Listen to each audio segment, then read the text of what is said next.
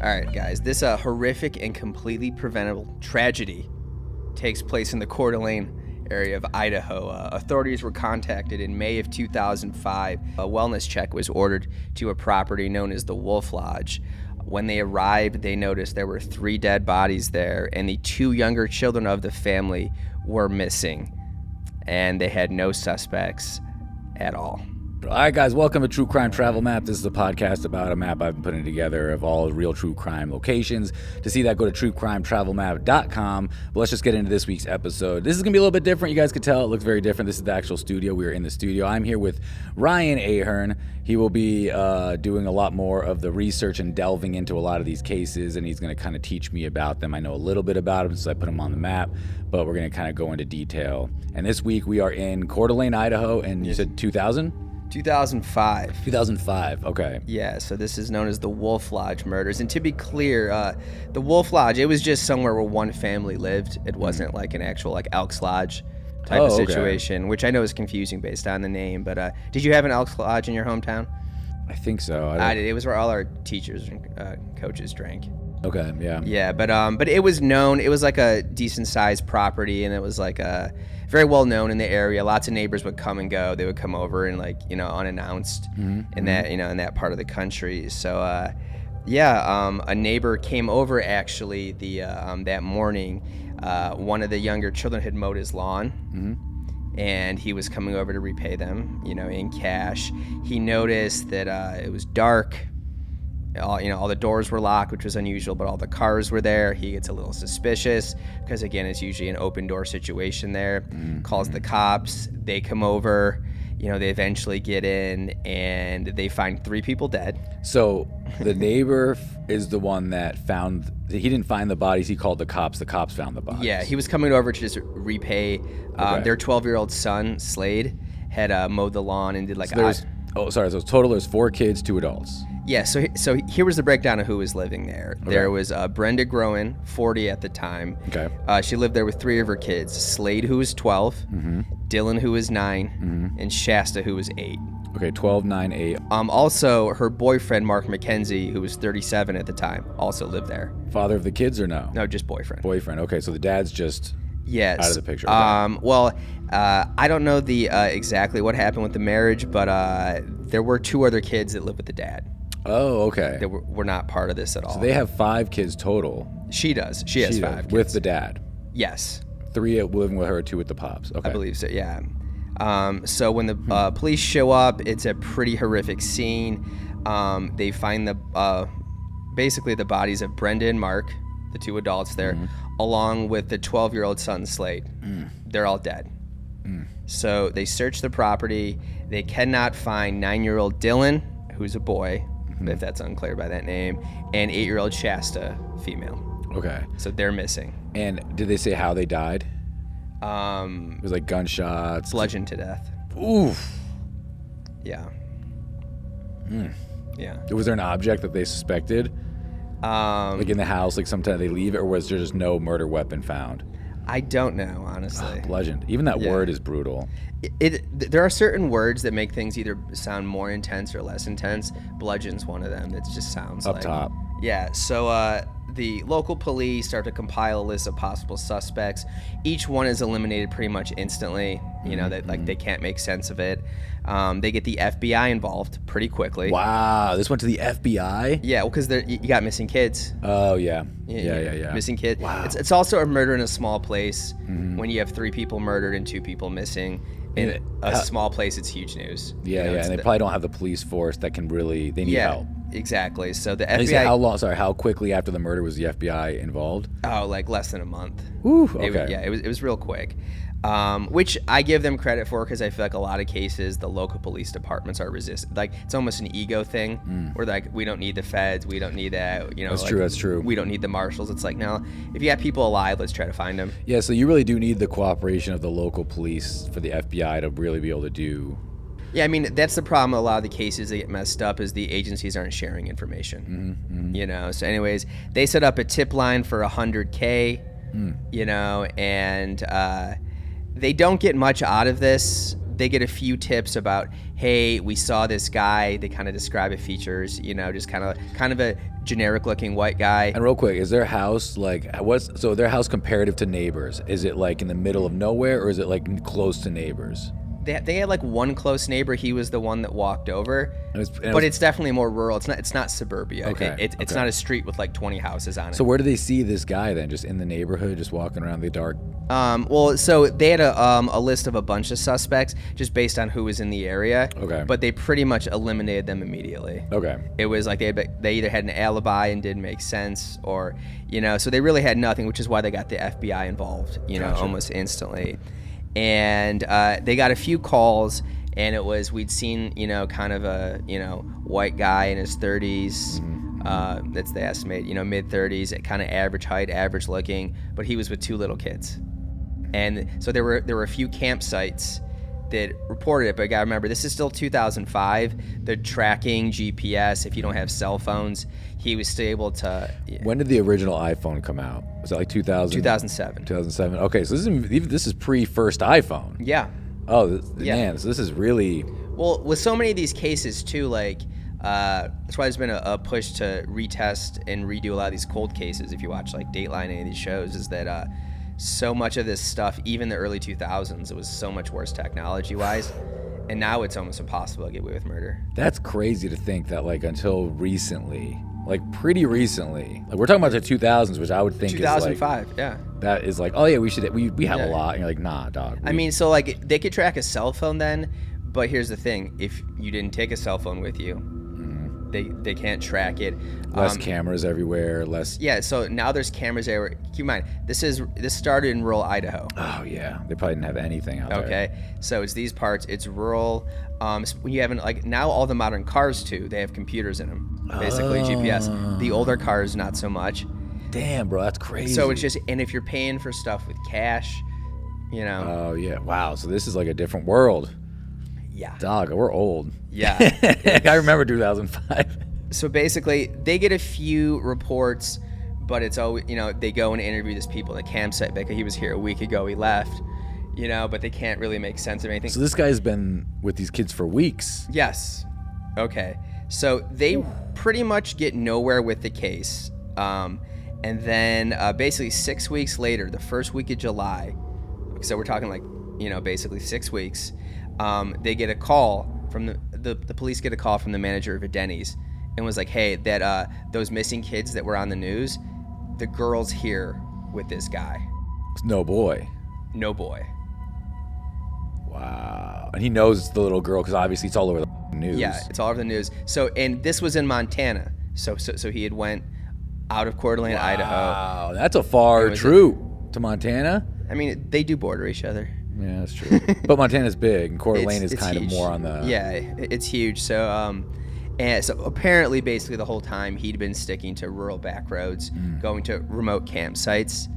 And especially, I feel like, even though it was only 20 years ago, in that part of the country, too, it was like, people were really big on, like, kind of like being off the grid and respecting people. It's kind of like part of their culture to be like, we're going to stay nomad, yeah, and be like, we don't want no one's watching us. Especially in those areas, for sure. Yeah, people are really, people have this paranoia that, like, the government's getting them and people are watching them. Which they're not that wrong. I mean, the government is watching you, and people are out to get you. Shout out to the government. Shout out to the government. And, always watching. Yeah, so the guy, they get him at the Denny's. There's like no, chase or escape. So he's still there. The cops show up while he's there with the little girl. Apparently some of the local people there did like guard the outside door in case he tried to leave. So shout out to those people, for holding it down. But they were just kind of eating at Denny's. So and who's this dude? Well, they quickly realize it's a guy by the name of Joseph Edward Duncan. Okay. J-E-D, and 3 names. Yeah. I mean, it's so common to give serial killers a middle name. But so they take him in, and at first he's not really giving up a lot. Okay. Which is... What is he going to do? What is he going to say? He's got this kid with him. Yeah, well, at that point he looks pretty guilty. He's got really no leverage or to use. So what they do is they interview 8-year-old Shasta.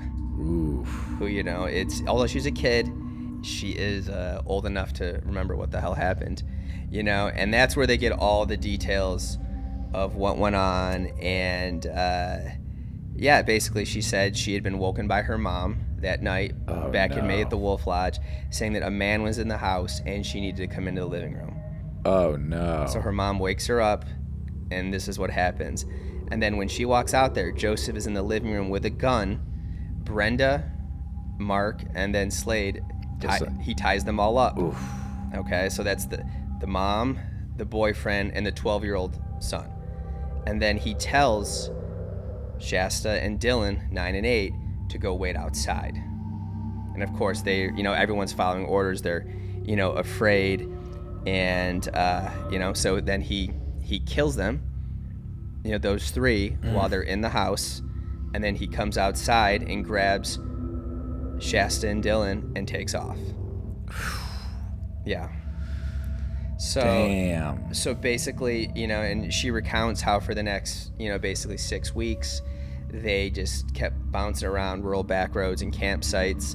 And this dude's just feeding these kids and just keeping them going and just going site to site. Just what do you do? Like, well, I mean, he's also, I mean, he's doing bad stuff to them. Oh, okay. So he's a piece of, I mean, obviously, but he's like beyond trash. Yeah, so he is molesting them, he's torturing them, you know, and are these campsites? Yeah. Dog. Well, I mean, you gotta remember, it's, you know, that some of these you can check in, pay your little camp fee, and you can choose, I'm gonna take the spot 2 miles away. Yeah, so, and then of course their main question that Joseph couldn't answer and they want from Shasta is, where's Dylan? Because that's the last piece of this that they said, and they're still holding out hope that he's alive. And Shasta gives the details, which, as you can probably imagine, are not good. That, and apparently, according to her, that Joseph didn't want to kill him. He was apparently, they had a truck, and it was going through a bunch of, like, he had a bunch of nonsense in the back, right, you know, and apparently hit something, and the shotgun went off and shot Dylan. Okay, so... Is that what the girl said? Or yeah, so here's what happened. The shotgun goes off. It shoots him. He's not dead, but he's wounded really badly. So then... So that's a real story? Yeah. So the shotgun was just in the back of his truck? Yeah, it said, according to her, that... It's just loosely just bouncing around. However it happened, yeah, the shotgun accidentally goes off. And then, so Dylan is shot. He's hurt bad. So Joseph is like, basically, I have to put him out of his misery type of thing like that. So he, right in front of her, takes the shotgun and you know, shoots him. And then afterwards, apparently according to Shasta, he breaks down and starts crying and says he didn't mean to do it and tries to plead with her that, like, I had to put him out of his misery. He was in pain. I didn't have any other option. And, you know, and then they take off again. And she says it became pretty clear after Dylan was gone that he couldn't manage her anymore. My guess is he was maybe more into little boys than he was little girls. You know? Do you think that he was just... Because you really do think that it was an accidental death on to Dylan? I mean, I believe her, yeah. You know, for sure. Damn. And how old is she when she's recounting this? 9? She's 8. Dylan was 9. Oh, my God. Right. So then, so they take off. And then apparently he doesn't really want to continue this with her, and he gives her an ultimatum at this point. And he says, I'm going to kill you. You can either choose to be shot or strangulation. No way. Yeah, that's the ultimatum he gives to an 8-year-old girl. So how'd they end up at Denny's? I'm about to tell you. So is this like a crazy timing thing? Okay, so here's the thing. Okay, so she chooses gunshot. Yeah. Which I think most people would choose. Yeah, which is quicker. Because he's the devil, he starts to strangle her. And I don't know if they had talked about this prior, because remember his first name is Joseph, right? So as, you know, he's like choking her, she apparently says Jay, which is a nickname his mom used to call him. And apparently it stunned him a little, triggered some shit. It makes him stop, and he kind of is out of it. And then he says, "Do you want to go see my mom?"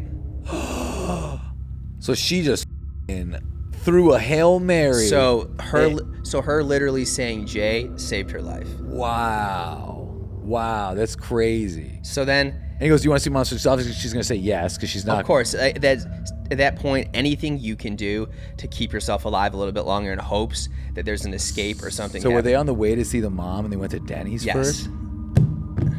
No way. Yeah. And then they got seen. Yeah. And then she got rescued. Yeah. Wow, bro, that's crazy. Yeah. All from saying Jay and him eating at Denny's. So if she didn't say that name, and if he maybe just picked a more random diner that was a little smaller. Well, because Denny's is one of the biggest. Here's the chains, thing. Yeah, shout out to Denny's. 24 hours. I'm not an expert on kidnapping, but from movies and TV shows, and what I think a lot of people would do, I think a lot of people would like lock the kids in the car or something and like run into a store and just grab food. Like, come back like in. They usually don't do sit down dinners. Do you think that she just rocked him? Like she might have, like his whole everything got fucked up on that? Because like, for him to be that silly to slip up, where like for 6 weeks you're on the run, the FBI is looking for you. You're staying in campgrounds. You're staying away from everybody, and then you go to in Denny's 24 hours. I mean, obviously this guy is a demon sent from hell. Yeah. But part of me thinks that I don't think he really cared to get caught personally. Like it doesn't strike me as someone who was going out of his way. Also, I think he'd been maybe got a little cocky from 6 weeks on the back roads. Yeah. That like, oh, I'm just doing this. We're in a Denny's in the middle of nowhere in Montana. That's true. Because all you need is one little slip. I mean, and for 6 weeks, you feel like I might have got away with it. I mean, I think maybe the mom connection really fucked him up. Yeah. That was like her saying that, Wow. and my guess is she had observed something in his behavior that maybe knew that would get him. I was going to say, do you think that was just like she said it, or do you think she might have, I'm sure she had. I don't think the situation was she had never heard it before. Like, certainly she had to have known to say it. Little kids are smarter than people give them credit for. Yeah. At picking up cues like that. So I think that was what happened. Do they say what's, like, I know obviously you're going to be just mentally gone seeing your whole family. Oh, I guess you see her, but she was around when her whole family died. Is she like okay now? Like, do they have anything, or is she just kind of like, leave me alone? I'm living off the everything. So I mean, she's done interviews. Really? Yeah, you can find them. Shasta Growing. I'll put in a clip of one of the interviews right now. I was so focused, sad about my family, but so focused on, where are my oldest brothers, or where's my dad, and just stuff like that. I was happy to be in a safe place, but there was still that part of me that's like, well, what if this happens again? Yeah, it's wow. I mean, I think she's doing as good as anybody can do. Obviously, she got that taken away. Her brother was shot in front of her. And did she do what? Sorry, what age was she when she was doing interviews? Like an adult, or was she still a kid? 'Cause you got to be like. Oh no, like the interviews I watched, she was an adult. Wow. Well, because like people also reached out for comment. When this guy finally died, which wasn't that long ago. I'll get into that. Oh, really? Yeah, it's So how did he die? Was it in just prison of old age? Yeah, so he was on death row, but like, all these cases, it's like, unless you're like 21, you're gonna die. Like the appeals and everything, you're probably gonna die before they get to it. So he got put away. Pretty much shortly after this. So that was 2005, 2006. He went to jail then, probably 2005. Yeah, and so he died. He died March 28th, 2021. Still waiting to be for the death penalty. He made it to COVID. Yeah. Oh, he went through COVID. So he died during he made COVID. to COVID, not through COVID. Yeah, to COVID. Did he die from COVID? Brain cancer.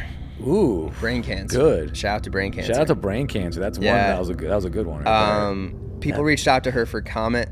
Sorry, here's a dumb thing. Not to put any light on the guy, but was the brain cancer related to, like, did they find anything in his, like, you know what I mean? Like how some people might have like something going on in their brain that will trigger these crazy behaviors. Sure. Was that related to the brain cancer? That was never talked about. Okay. I know what you're saying. There's a few famous examples where like there was like something in their brain pressing on a certain part, and literally if you remove that, they're normal. That's what I mean. Like, do you think that could go, or is it just its own? Yeah, I mean, there was nothing I discovered that supported that. But I also feel like they probably wouldn't even try to figure it out. Like, fuck that guy. Like, well, it's kind of like, out? I mean, here's the thing. Like with CTE, they can't really currently they can't diagnose this on a live brain. Really? So if you have CTE, is that why all these people that are like That's why you have they're shooting ex-football themselves in the players chest. who shoot themselves in the chest and say, I want science to look at my brain. Because they can't do it while they're... Yeah, because I think especially some of them, like, I think one, they want to help future people. Yeah. But they also want, like, to their families who saw them go from, like, a nice, funny guy to be, like, kind of a rage monster, being like, it wasn't my fault. Like, this is, like, I was sick. Yeah, I mean, some of the CTE stuff is crazy when you hear interviews from ex-players. Like, it's heartbreaking because, like, they'll talk about how they'll, like, I forgot this one guy used to play for the Chargers. Not, obviously not Junior Seau. No, it's some guy who's still alive, but Junior Seau is a perfect example of what we're talking about. But he'll just be like, I'll come to, like, in the grocery store in an aisle with a cart and not realize the last 4 hours of my day. Are you serious? Dude, I mean, and he's living like this? CTE's crazy, man. I will say, bro, there's something about head injuries. I got knocked out even during my car accident, and for a minute I was like, I felt very different every day. Like every day was like, well, I mean, my mood was very different. 1,000%. There's people who've been in car accidents, been in just had a couple of concussions, who are never the same. Dude, that's wild. Never. I mean, Roseanne talks about it. Oh yeah, because she got hit by a car. Yeah, right, when she's like, she's like, you know, people didn't talk about, what's his face too? Yeller, who's this guy? Sam Kinison. Yes, Yeller. Yo, what about Sam? My brain doesn't work. But he got hit by a car when he was younger too, and that they said that he was a normal kid. And then when he got his brain injuries, where he became like this wacky kind of. It wouldn't surprise me at all. Yeah.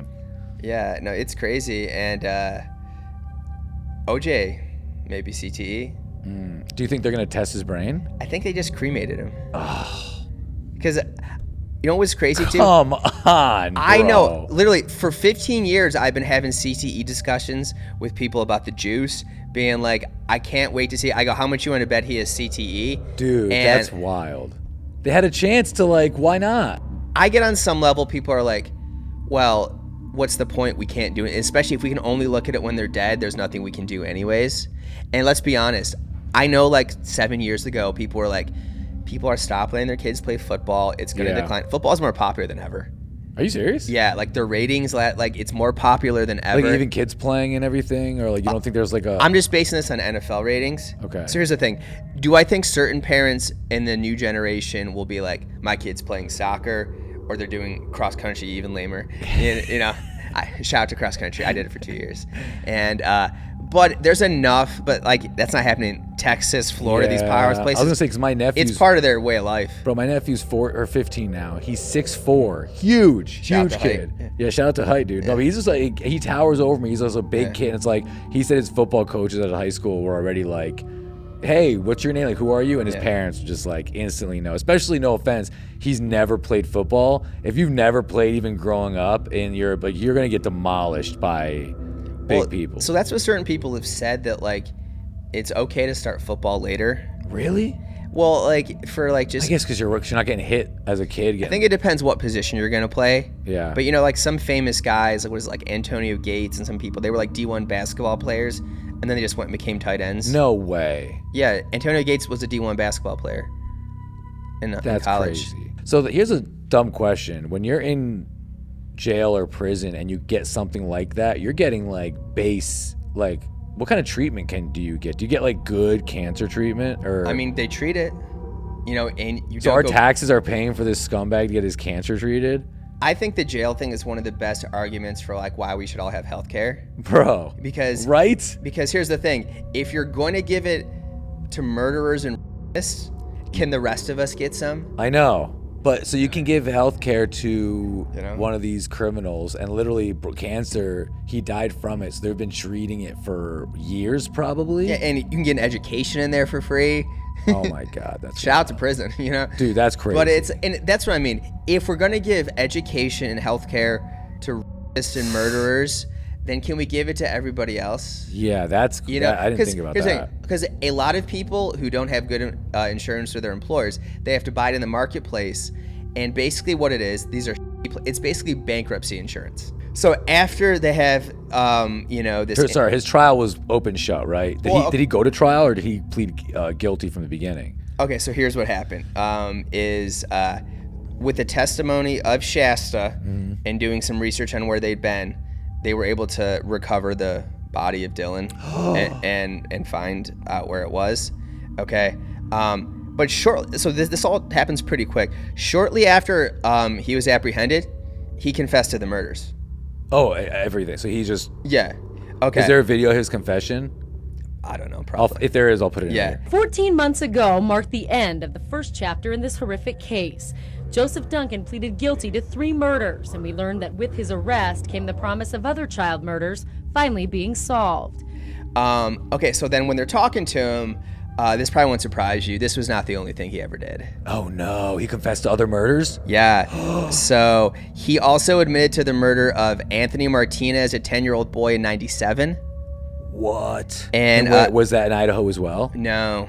So he's murdering in different places. Okay, so then he also confesses to Samiejo White and Carmen Cubias, who were in Washington outside of Seattle in 96. Wow. And they also think he possibly did more. So there's no reason to get too deep into the trials, but he gets like 5 life sentences, right? Okay. I think if there should be a thing where when you get so many, it's just like you're at the top of the like, why is the death row? So why does it take so long? Like, you get 5 life sentences, dog. Like, you did it. You confessed to this murder. Why are you living 20 years in prison? Well, the problem, like most things in this country, is things used to be bad in one direction. So instead of fixing it and bringing it here, they go the other way and go too far. With like all these innocence projects and stuff like that? Yeah, so for sure in the past, innocent people were put to death. Yeah. On bullshit evidence. Which sucks. Like garbage testimony. So because of that, they put these guardrails in place. That's why certain states have eliminated it completely. But I think the death penalty should be for when there's no doubt about the guilt. Yeah. When the person is like, when we know 150% you've killed like a bunch of people. Testimony of a little girl that was there. There was like, you found the like. So and when you've killed multiple people, and it's clear. Why should you rot in jail for 20 years? Dude. You should be taken out back. Right. And to your point, you can be sitting there and you're learning. You might not ever get out into the real world again, but you're still going to libraries, you're reading. Yeah. Like, what are you talking about? What are we doing with these people? Like, I don't understand. Like, seriously, take them out back and shoot them. Like, there should be a room right around back. When you go through that door should be like the Goodfellas room. Are you talking about the character that Joe Pesci plays? Yeah. Yeah, and he walks in the back thinking he's going to be a made man, and they just shoot him in the back. Like, that's what should be. Wait, which one is the one where he gets beat in the field with the baseball bats?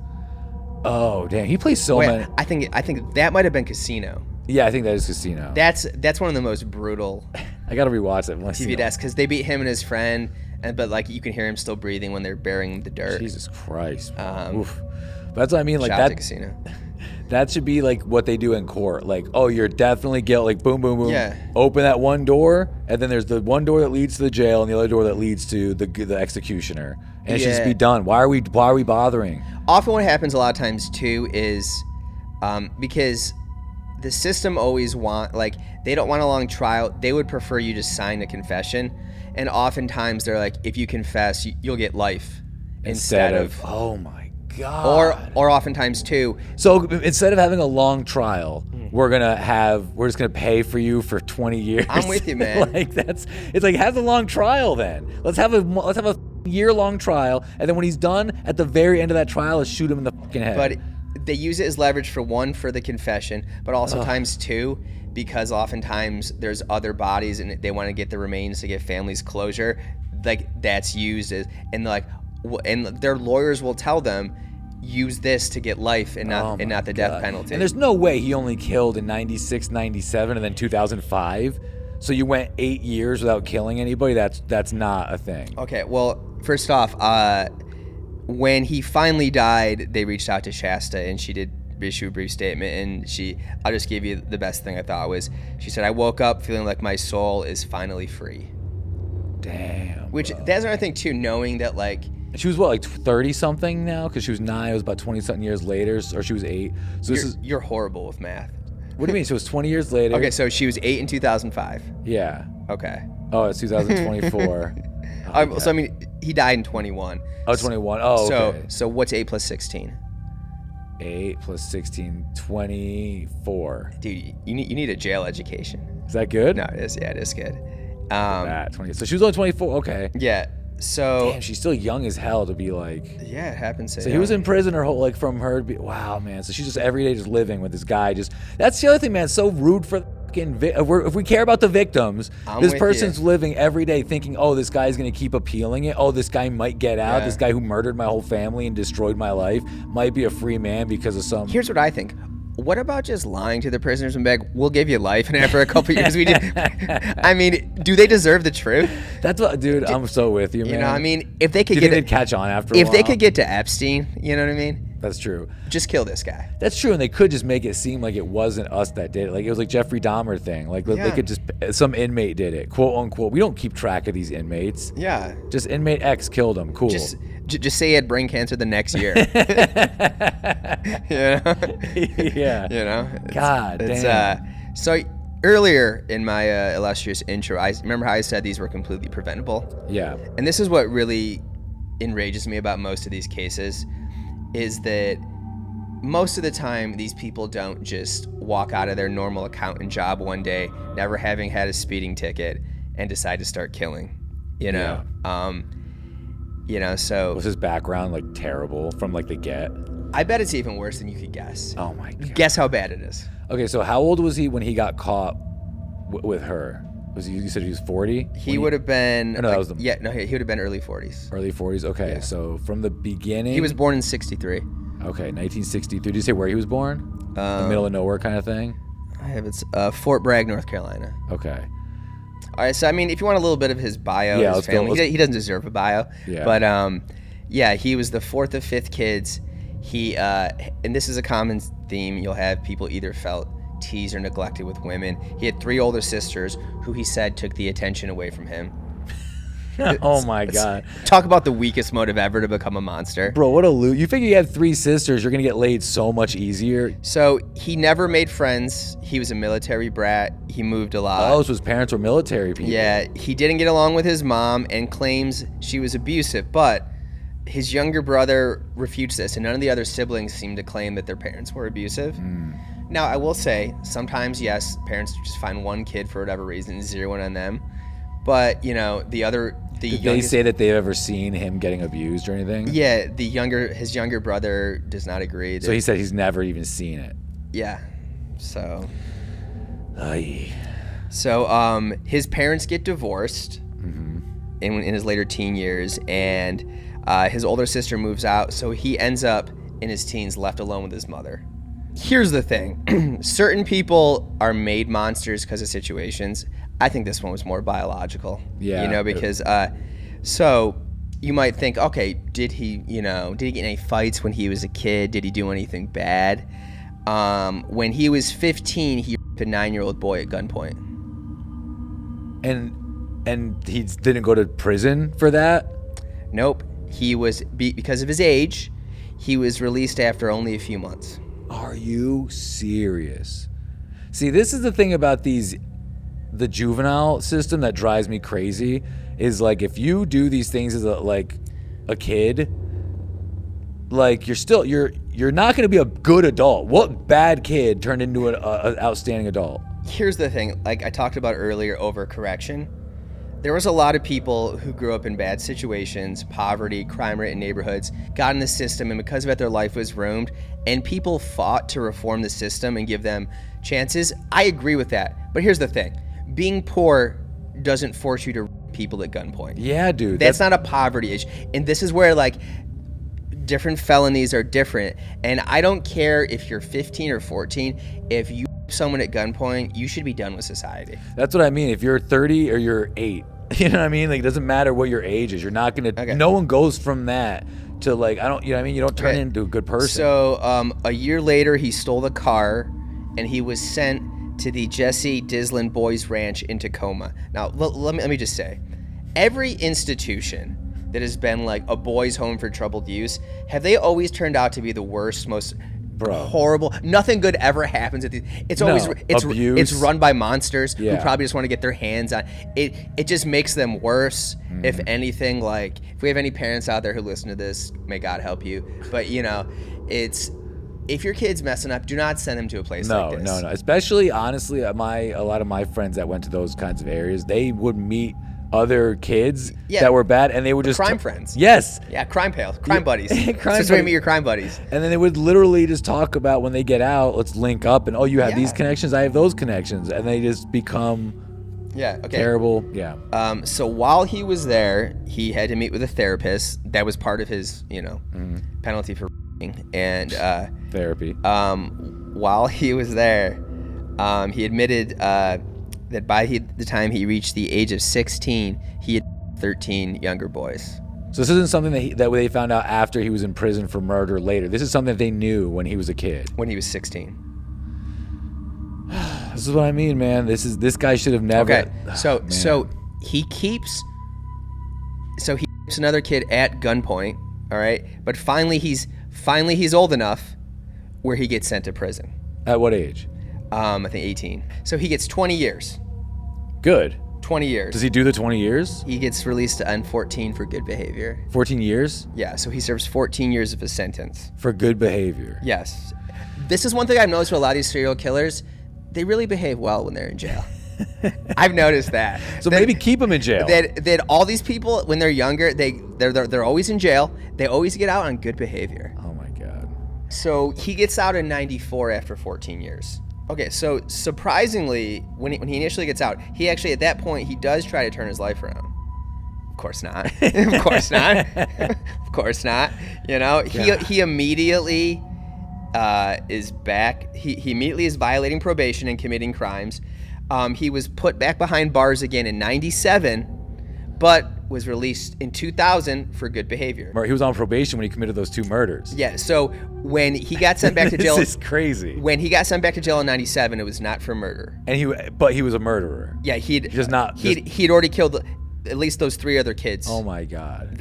In 97, so that's why 96. that break happened again, is when he went to get out of here. So because he kept violating his probation for like stealing cars and unregistered weapons and things like that, so he back to jail 97. He is released in 2000 for what? What, for good behavior? Good behavior. Good behavior alert. Shout out to good behavior. I'll have a thing come up. This is Good good behavior. Good behavior. Oh my God. So he's back out on the mean streets in 2005, and in 2005, because he keeps bouncing around, in 2005 he was charged with arresting 2 boys at a playground in Minnesota. Okay? Oh my God. Okay, so in April of 2005, a month before the Wolf Lodge murders, he appears before a county judge in Minnesota, in Becker County, and bail is set at $15,000. For some reason, a local businessman helps him post bail. Are you kidding me? Who knows what they were into together, that you're helping this maniac do anything. Did they say who the local businessman was or what the business was? No, I didn't. I mean, we should see if we can find a clip. If we can find a picture, let's put it up here of this guy. A North Dakota man says he was just trying to help Joseph Duncan get things straightened out when he bailed the convicted sex offender out of a Minnesota jail earlier this year. Joe Crary says he got to know Duncan on bike trails around Fargo. He says he was polite, soft-spoken, and seemed sincere about turning his life around. Crary says Duncan told him he was working on a college degree and holding down 2 jobs, and he says Duncan assured him he was innocent of the child molestation charges. Wow. That's wild. So if this guy didn't post the bail, this scumbag Yeah, Joe. all this says a businessman he knew from Fargo, North Dakota, helped him post the bail. Oh my So, God. So they who knows what the probably- 2 of them were doing in North Dakota together? Yeah, and what he has My on guess that is guy. Exactly. That's what I'm thinking. They did some bad stuff together. And he's like, hey man, Yeah.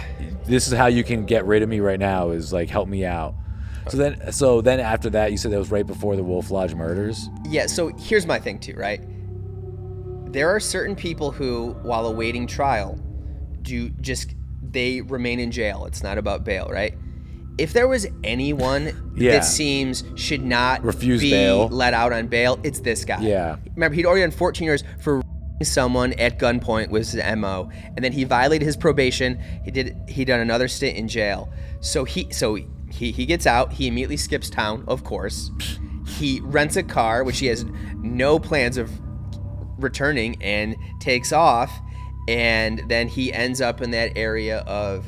So how did he find that? Was it just all random? Yeah, so he goes to the Coeur d'Alene area of Idaho, and he scoped him out for a little bit, where he went in the area. He would just Is it because it's so remote, their house? I think it was remote. He knew they had young kids, which is what he was really into. So there's no connection to this guy at all. He could have been in prison. His poor family just got completely like just. So you could have had a more biblical justice system where after you rape someone at gunpoint, you're done with society. That's what I'd prefer. Yeah, that's crazy, bro. But this guy had that many chances. But then after he violated his probation, he goes back again. Maybe that should have been for good, but they let him out again. And so here's a quick question: what does the court have any responsibility in this? Like if we're trusting the court system and we're like, hey man, we trust that you guys are going to do the right thing with these people, and they keep failing over and over, and then this guy murders the whole family, can't they be held accountable at all for that? Not in any sort of legal way. That's crazy, really. Dude. So did Shasta, did she sue anybody? And he's still like, you know what I mean? You can't. So there's this goes down a whole rabbit hole of prosecutor misconduct. And this is something I feel really passionate about with sentencing. I don't think sentencing should be that arbitrary. I think it's crazy that sometimes a lone judge, so sometimes it's the jury, sometimes it's the judge. A judge can look at the same crime and be like 2 months and then probation or 8 years. Yeah. And a lot of it's just because a lot of times what they're doing is they're basing how guilty they think you feel, which is totally subjective. Yeah. People fake and do stuff all the time. That's why when juries are like, he didn't seem remorseful, it's like, you can't tell that. Yeah, not at all. Especially these sociopaths, they're good at that. That's what they do. Well, and then, that was part of the reason Amanda Knox got convicted in Italy, was because all these people were like, she didn't act like an innocent person. That's crazy. Do you think she was innocent? Yeah, shout out to Amanda. Shout out, Amanda. Huge fan. She used to go to the Comedy Underground. Yeah, she lives in Seattle. Does she? Shout out to Seattle and shout out to Amanda. Yeah, it's I know. Yeah, she's a big comedy fan. I think they're making a movie about her now. Well, they've already made a bunch of stuff. Yeah. But I think they're making another one. Wow. So this guy died. So he's gone. Yeah. So there was an open and shut case, but then they could have been totally could have been avoided. Well, that's ridiculous. Well, it's like, so the judge that let him out on bail, it's like, you've got to hold that guy.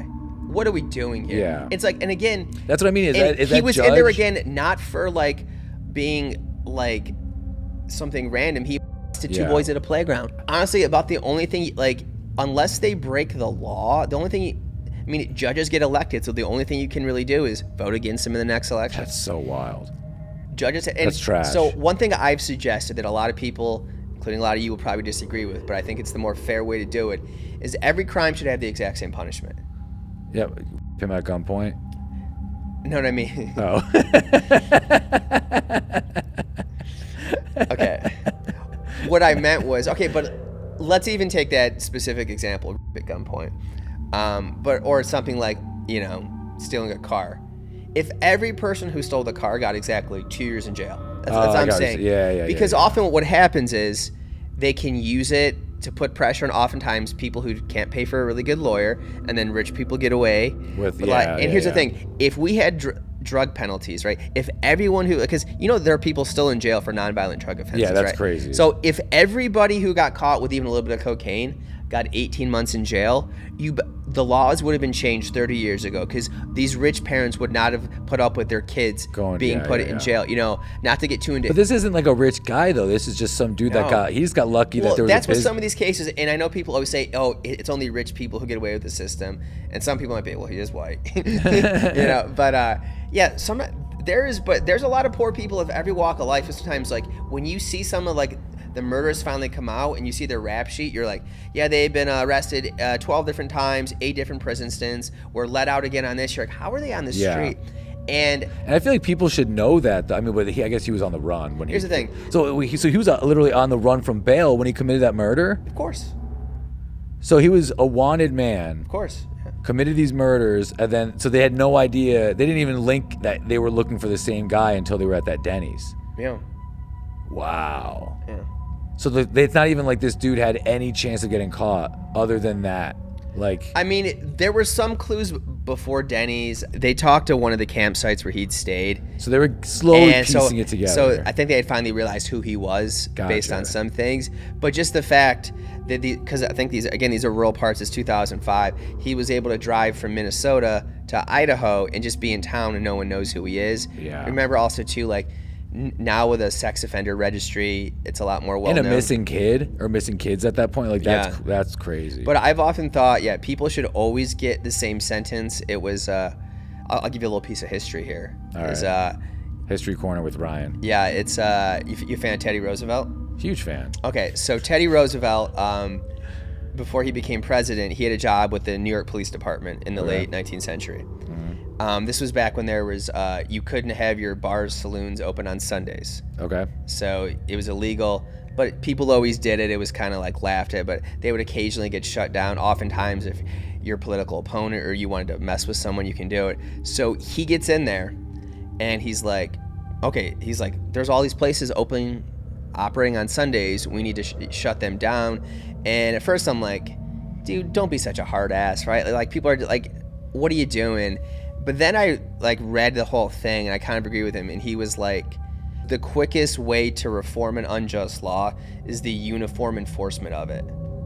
So it's like, so if no one can be open on Sundays, then they're going to change the law and make it, because it's like, because what would happen was if you were already in the government and you wanted to mess with the guy who was running against you, you would shut him and his friends down. You would mess with someone like that. And it's like, that's kind of how I think about a lot of modern, especially drug laws.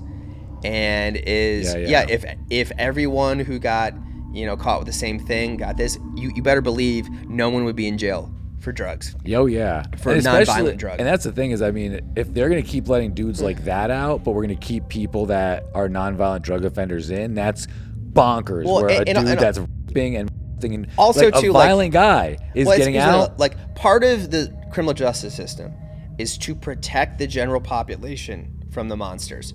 So for example, there does need to be a separate thing for personally, I'm not a fan of Sam Bankman-Fried, right? What's that? He's the FTX guy who did all the crypto BS. Oh, yeah. He's got sentenced to 25 years in jail. So here's the thing.